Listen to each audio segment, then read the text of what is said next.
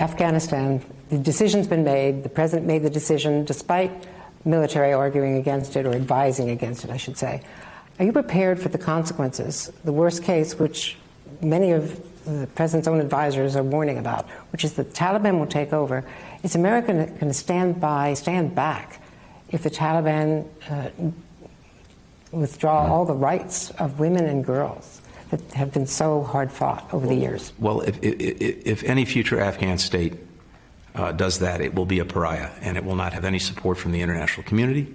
And that's something that has to be in anyone's thinking or creation. But step back for just a second.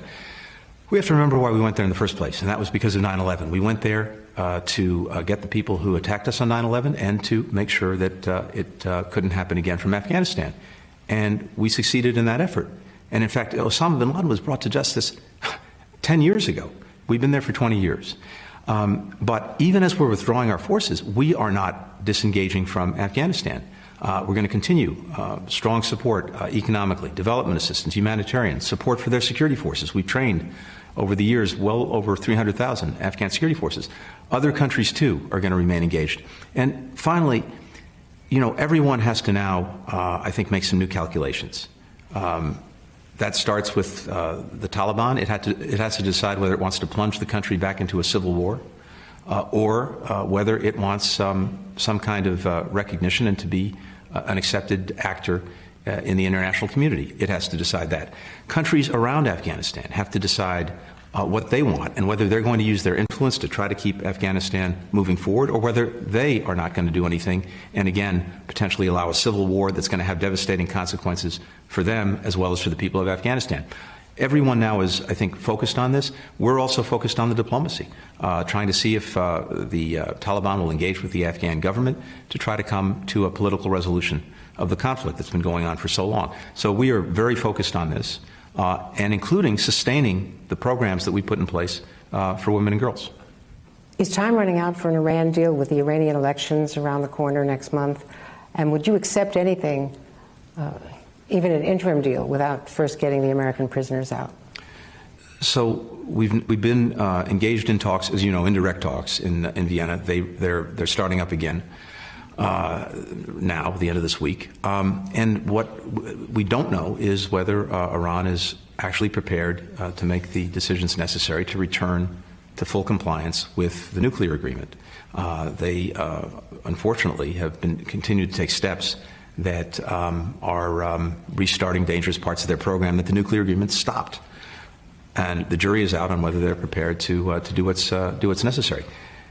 Regardless of that, we are resolutely focused on Americans who are being arbitrarily detained or being held hostage in Iran or anywhere else.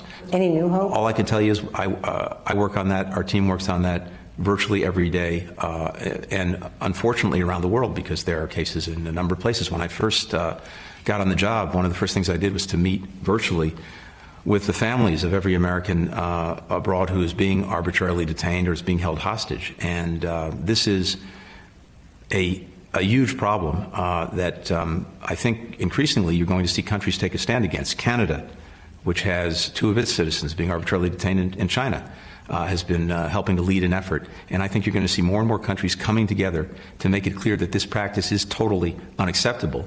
And if countries engage in it, there are going to have to be consequences. Now, your grandfather was a refugee, came from around here because of the pogroms.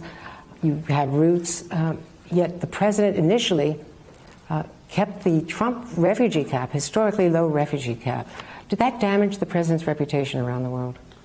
No, what the president is making good on the commitment that he set, that he made, to make the United States once again the leading country in the world for giving refuge to those who are fleeing. Only after an outcry from Capitol Hill. No, what happened was we made the president made the commitment, and then as we looked at what was actually needed to be done, what was necessary in terms of turning around a system that had been broken in recent years, it turned out there was even more damage done than we knew.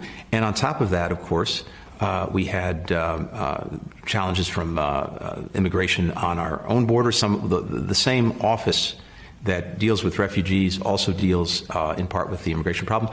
And the president wanted to make sure that before we followed up on a promise that he had made, that we could actually deliver on it. So we needed to take some time to make sure that the resources were in place, the people were in place, the programs were in place to actually receive refugees coming in. And once he was satisfied that we could actually do that, then we moved forward with his commitment. And I've been talking to a lot of people here in Ukraine.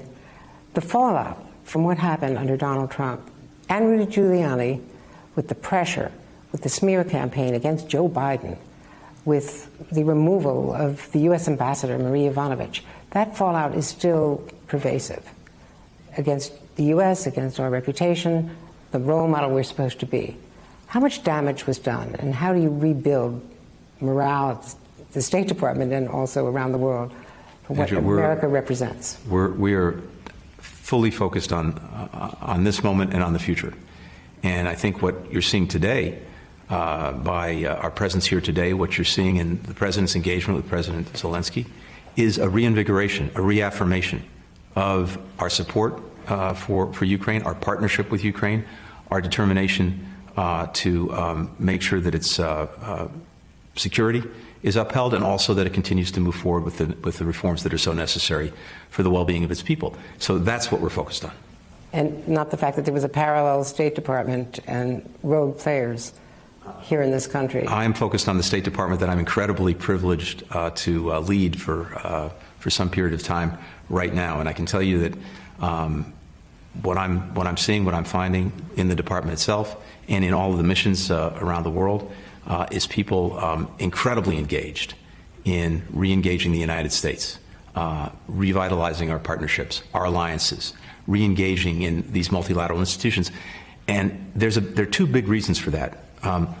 One, virtually all of the challenges that we face that actually have an impact on the lives of the American people, the pandemic, climate change, the disruptive impact of new technologies that are changing people's lives in so many ways. We can't deal with any of them unless we're working with other countries. Even the United States, acting alone, we can't do it as effectively as when we're working with others. So there's a real lean-in on diplomacy. That's how we work with other countries. And second, we know, and the people in the department know, that if we're not engaged, then someone else is likely to be in our place, and maybe not in a way that is good for the American people, or maybe no one is, and then you may have chaos before you have anything else. So I'm finding that the men and women of the State Department, Foreign Service officers, civil servants, are incredibly energized about American engagement, American diplomacy. They're leading the charge. The President has asked them to lead our foreign policy, diplomacy first. That's what we're doing, that's what they're doing, and they're incredibly energized about it. Hey, thanks for watching our YouTube channel. You should know that you can follow today's top stories and breaking news and catch up on your favorite MSNBC shows all in one place. Download the NBC News app today.